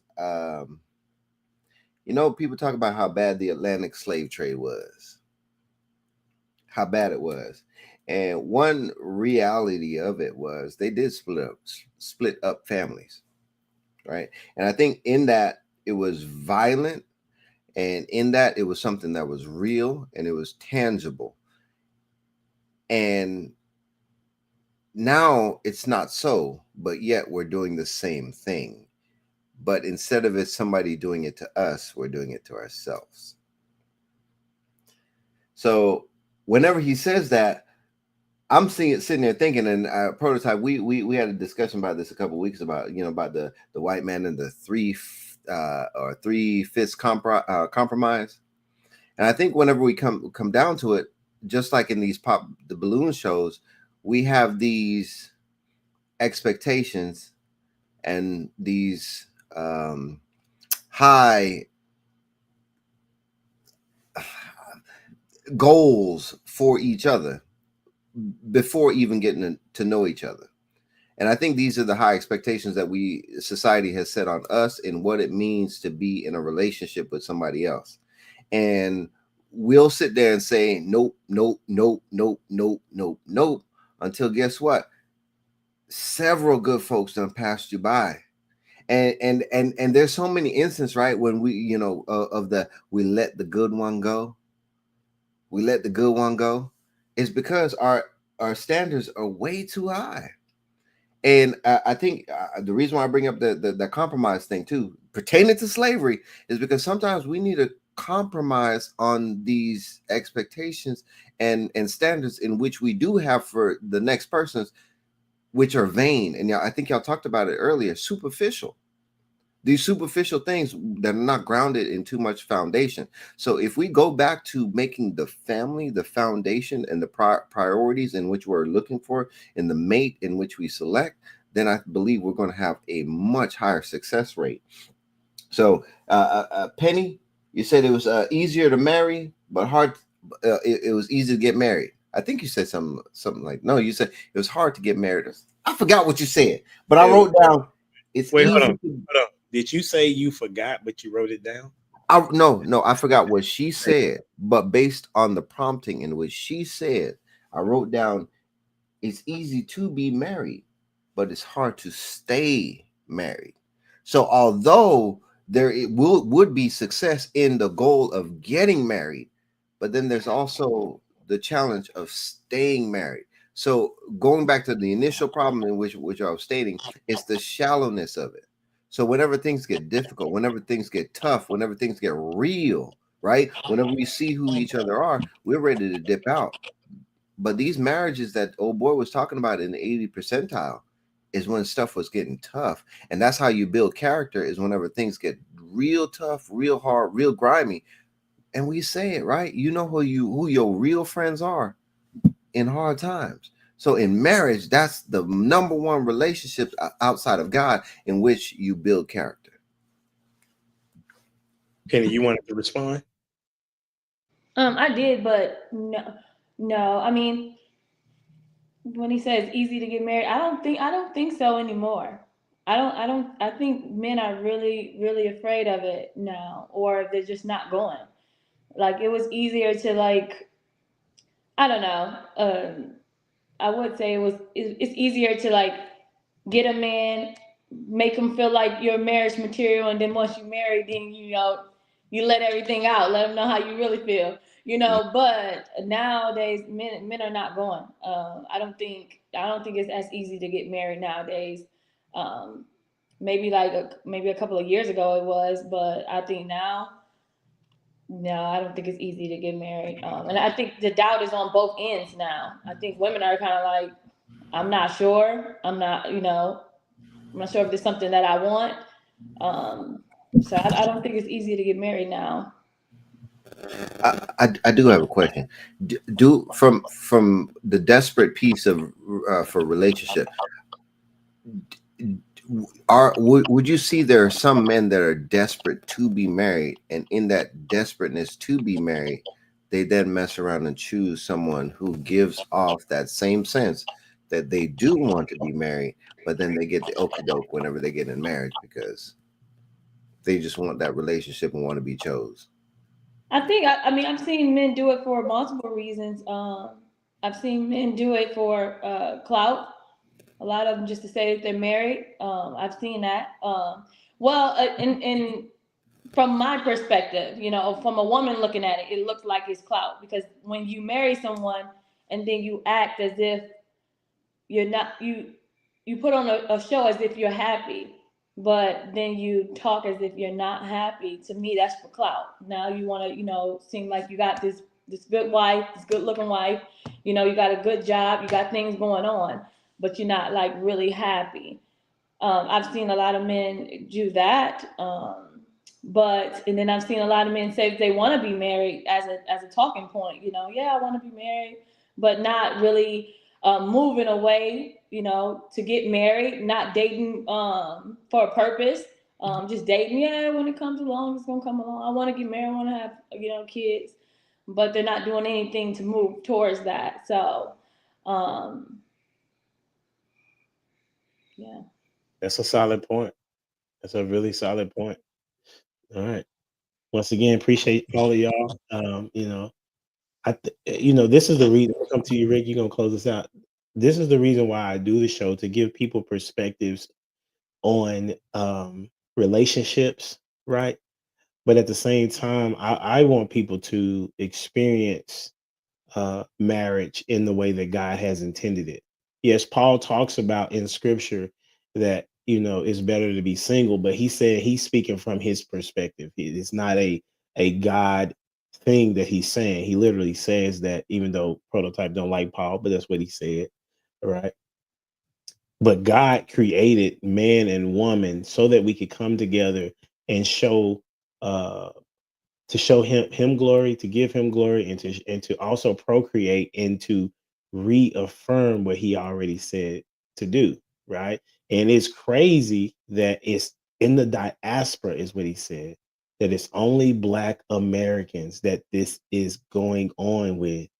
And these pop the balloon shows or shows like this, I think they are doing it a disservice to get to the brunt of getting people to get married. Because my thought process is, if I was to do the pop the balloon, it would be more like get these people in a area where they are maybe a dinner or a small little get together, and they get to see and talk or even have a conversation or just a panel of conversation, like ask questions and things of that nature to see how people are actually thinking. Maybe I'll do that. I don't know. But that would be something that I would think would be able to give people an actual perspective of, does this person want to be married? Are they funny, but still maybe they just funny? This is the funny I need, or this is the person that's hyped for me. And it doesn't necessarily have to be displayed for people to have that that awkwardness, because everybody, the number one fear in the world, y'all know, is public speaking. Right. And not only now you put a camera in front of somebody's face, they may not say the right thing. And if they didn't say the right thing, now that's forever living in these YouTube streets or social media. So it's important to me that they would do it in a different way in order, instead of just trying to go viral. But if their mission is to bring marriages, that they would put it in a form that would bring marriages. Rick, on you, and we out after you, sir. All right. That's a great point. Great points made about everybody. I was a wedding DJ for a lot of years. A lot of years. Finally hung it up this summer. I got tired of carrying stuff. And you know what I'd never been to? A Black wedding. All of my clients were Caucasian. Had one Indian couple of Chinese couples. Right? I think I had one Black couple, and it was a mixed couple. He was Black and she was white. What the project worked flawlessly. They sold our people a bill of goods that they won't buy themselves. Because whether it doesn't matter what culture they reside under, whether it's Italian, Irish, English, Jewish, they all celebrate marriages. Every single one of them. Why are we not better than everybody? It's because we choose to. It's because we choose not to. And why I say these shows never work, even the example you use, right, Humble Dad, is because you never get to know anybody with other people's eyes on y'all. What makes you know me is you, right? The old saying, don't nobody know what going on behind closed doors, right? Because if you knew God was looking and you honestly knew it, wouldn't you behave differently? If you knew God's eyes was on you 24/7, wouldn't you behave differently? Right? And ladies, y'all gonna hate this. Y'all gonna hate me for it. Y'all can hate me all you want. This is a woman's problem.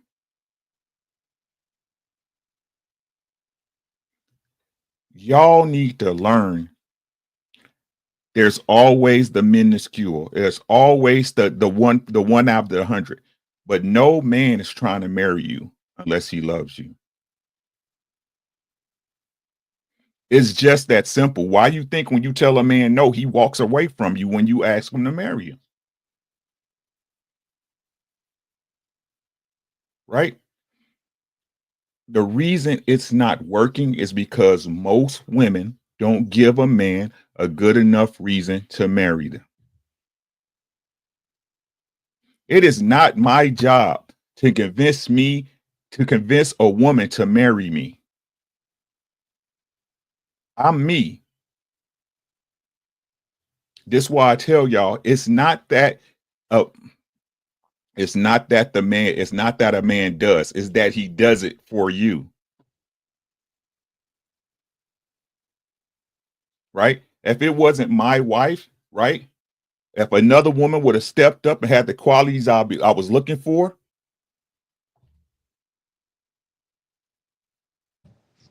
You said he does it for you, but you have to give him a reason to do it? Correct. For you. For me. For so you. If I want him to do it, then I have to convince him and give him a reason to do it, other than me telling him to do it. Correct. You ain't got to tell reasons be? You don't have to tell me nothing. You have to convince me that you're worth it. You're doing it just for me. So if I just tell you that I want to be married, wouldn't you just do it? No. You said you're doing it for me. No. You got to convince me that you're a wife. I don't convince you to be my wife. I do that just by being me. So if I'm convincing you, wouldn't it be for you? Because you are the one who has to be convinced. You're not going to be convinced unless it's a benefit to you. So who's the prize for real then? That's what I'm saying. If it's a benefit to you, then it's right. What you other have to look and say, okay, what is the benefit for me? I'm going to do it. What other benefit do I have in a marriage? What are the benefits? No. What other benefit do I have in a marriage? What other benefit? Let me explain, right? Mm-hmm. Because if you with me, I'm going to take care of you to the best of my ability. You ain't going to have to worry about nothing you wasn't supposed to worry about as a woman. Besides what you should be, I'll never take your work from you, baby. Right? You got to do what you're supposed to do as a woman in this house. But everything else that women complain about that need to be done by men, I got it. That's not a monolith. You know that. I got it. Right. So again, right. If you know that all men are not like that. That's not my problem. That's not my problem. Right, that's you know that majority relationships don't work that way. But that's a you problem then, right? But it's not a you problem, it's a us problem because majority relationships don't work that way. It's not a me problem. A prototype. Is that a you problem? That all I have to worry about is nothing because you're gonna take care of it. That's not how it works. I take care of you, you take care of me. Right. That's how it's gonna work. So we're gonna take care of each other. You're gonna do your job, but I'm gonna do mine. And no matter what y'all say, because again, I'm not picking on you, Penny. I'm talking about popular culture. Yes. I'm talking about the way people say it works, right? For most women to be a good wife, what does the man have to do? I got to take stuff off of you, the stuff that you say you don't want to do, the stuff that's tiring and redundant, right? Like worrying about me and I got to take it off of you. Hold on, right?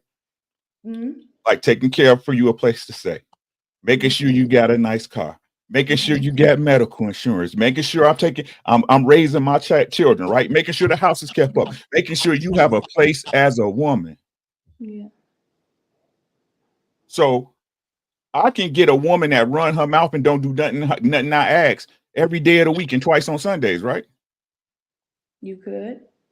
That's an option. Just like I can get a man that don't do anything is an option. Is that what you want? No. Right. Because it's not what I want either. Exactly. That's why I picked a wife. You see what I'm saying? Yeah, but it goes both ways. Like, yeah, I got to get a car. Yeah, I got to get a car. You start talking about medical. Yeah, I got to make sure that the medical bills are paid on time. I'm gonna help you schedule it. Like it's definitely both. Okay, so why don't you pay it then? Huh? And I schedule it. That could be a thing too. How about you pay the mortgage? That could be a thing too. If you are not making as much as I'm making, how about you pay the mortgage and I send off the check? If I'm making more than you, then I'm gonna pay it. Right. And how long is that gonna last between me and you? What do you mean? Well, I mean, you saying like if I make more than you, in a real relationship, right? Not in these YouTube relationships. If I'm making more than you and we going together, if I'm a woman that picked a man who doesn't make more, I already know he don't make more. I'm gonna give it to him. If I love him, I'm gonna give it to him. Right, If I'm making more right. than him, I'm gonna But pay the bills for but sure. He let's gonna pay be his part, but I'm gonna pay it for him. let's And be it can honest. last that way as well. How long? It can last. How long? Has it worked in the past? I don't know. I mean, it's I, not my I experience. would but I say, can like I say. said, I would say it works for if he's better looking than she is, then it works.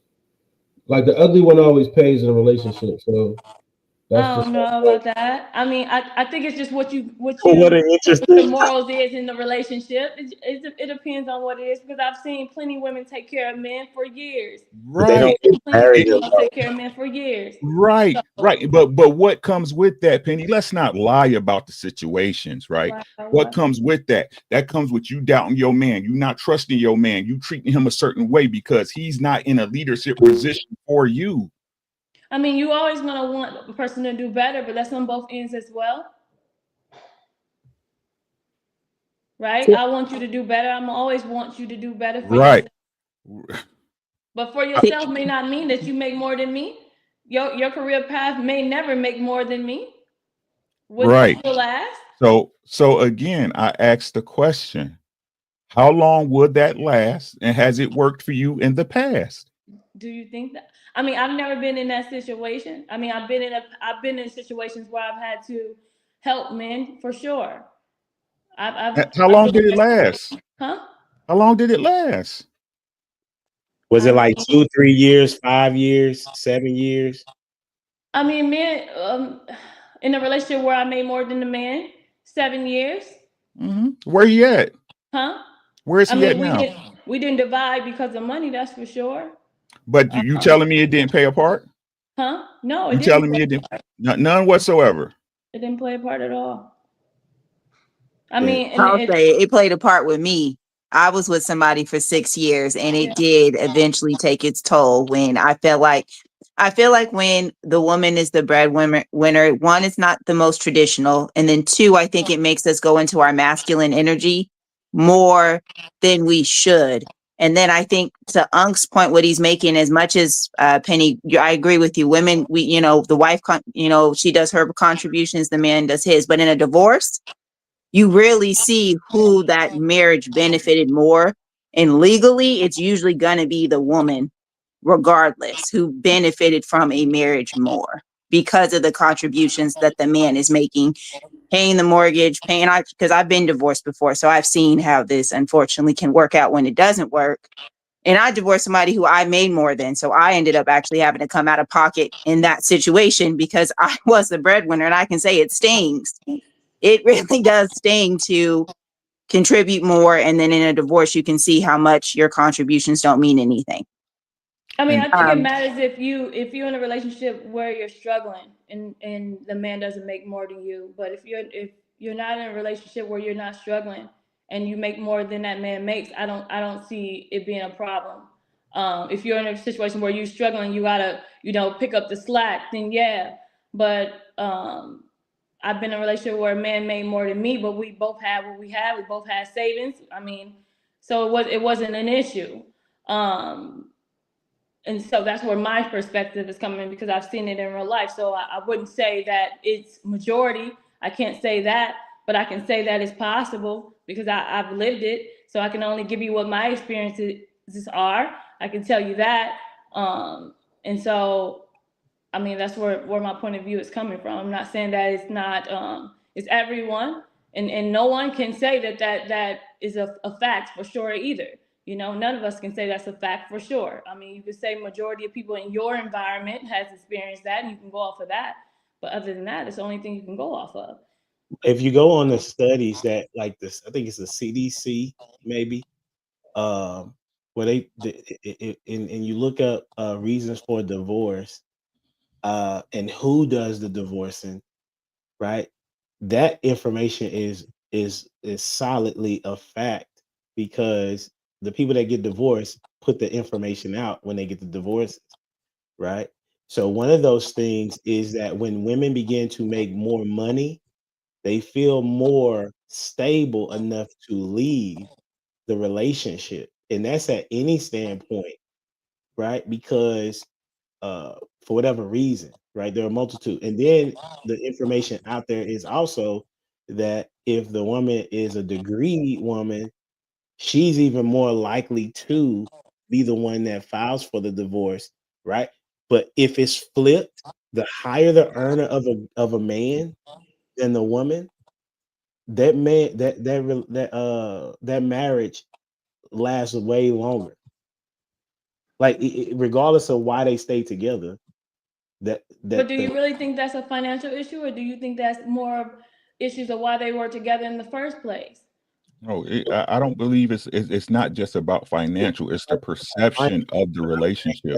But what Rick was saying, and this is right, like this is why I like you on the show, because you're different than the average woman that is out here that is okay with being the person that makes more money in the relationship.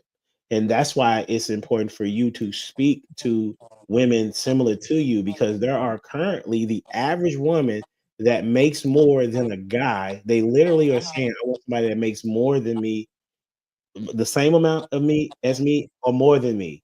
And the government or the powers that be know this. So that's why there has been a rise in putting women in higher positions, not necessarily because they're better, but because it's a part of the whole, let's keep them disconnected, because they know that women by nature are going to look for somebody that makes more than them.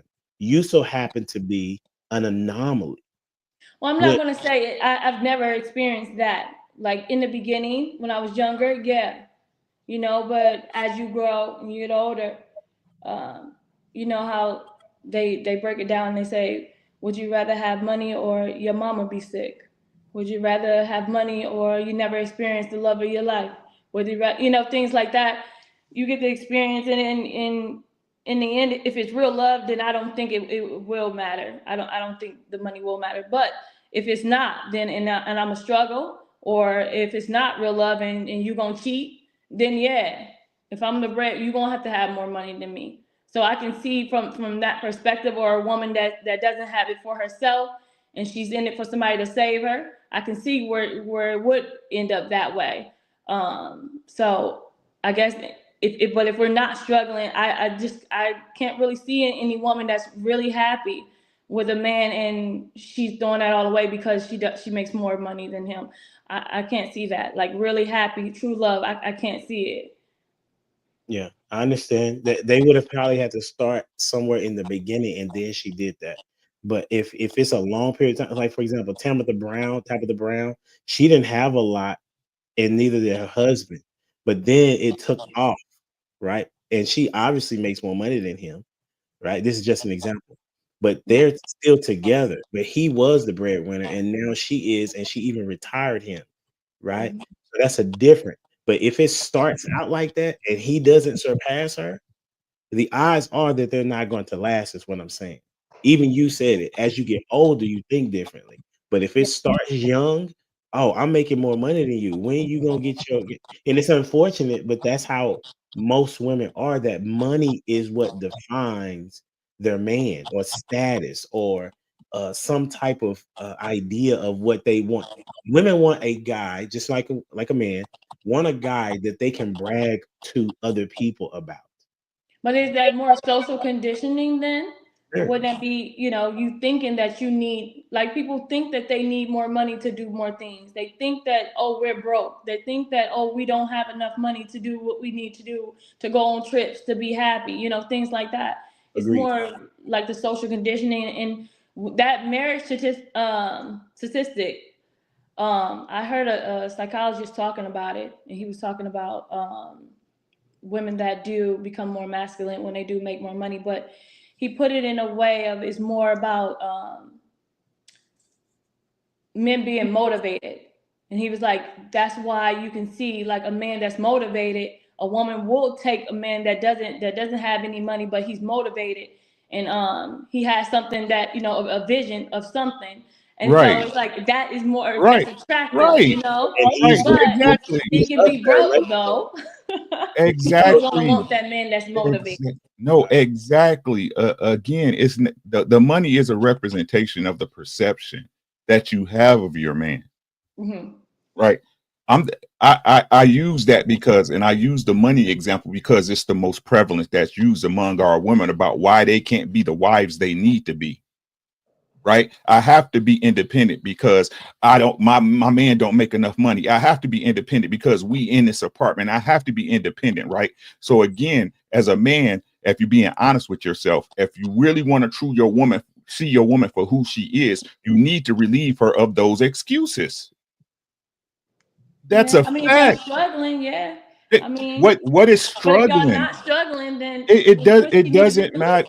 Again, Penny, this is a nonsensical this is a nonsensical argument to me, right? Because if that was the case, you make good money, you'd be married to a man that had less money than you, long as he made you happy. You said me personally? Yeah, any woman. I do make more than my money. Right, exactly. So again, I'm not trying to pick on you. You may be a unicorn. I'm not saying we're all monoliths. I'm saying again, as in pop culture, these are the things, right? So again, to put it at a nature's baseline, right? If you saw your man do something that was so atrocious that your vision of him took you down to there, you wouldn't be with him any longer, correct? Yeah, depending Right? on what. Yeah. Right, exactly. So again, even though you're special, right? You're the exception, and I'm not joking. I talk to you. I know how you think, right? And the popular culture, right?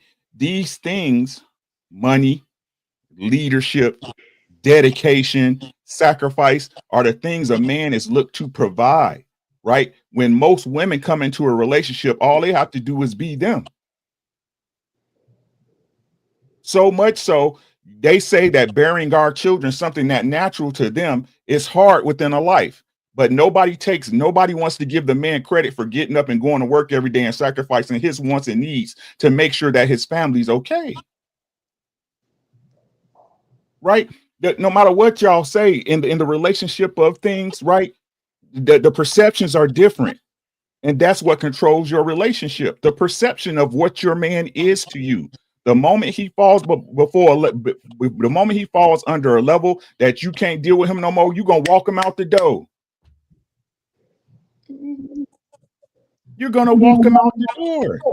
And men see that totally different. We're gonna wrap this up. I mean, you got one in the long term, yeah. But right away, but that's what it's about, though, right? Ain't that what a marriage is about long term? Isn't that what your relationship is about? You with somebody who wants to be, you want to be with long term, correct? I mean, because after a while, it becomes like abuse. Like it becomes like there was a couple on Instagram, and he cheated on the girl on Instagram. It was a girl who had a boutique. It was like on Shade Room or something, and he was telling people in the crowd, like in the comments, like, I cheated, but like, how many times did I have to tell her that I was like, I needed attention? How many times did I have to tell her that, I couldn't even she couldn't even make time for me, things like that.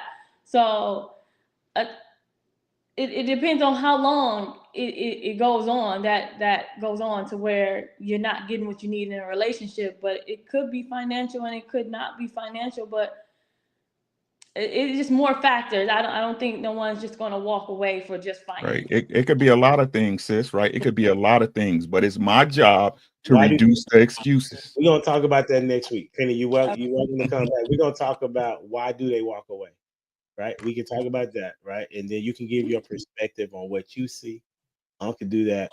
And then Dwayne can have his conversation. T, are you wanting to come back? Because it's been long for you. Yeah, I'll come back. Yeah, this was a lot of fun. This was really dope. And Jamie might come back. Prototype, he chewing. You know what I'm saying? Like y'all know me. I like to respect y'all time. You know what I'm saying? We went over a little bit, but y'all said okay. And you know how I get down over here, right? And appreciate the dialogue. It's always respected when we always learning. Penny, thank you for coming out the shell. Appreciate that. You know what I'm saying? Until next time, we out here. Deuces.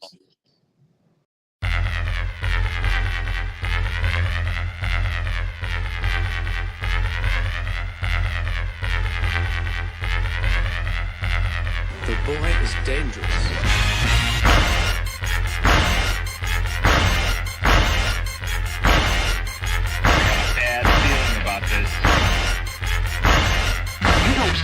understand something.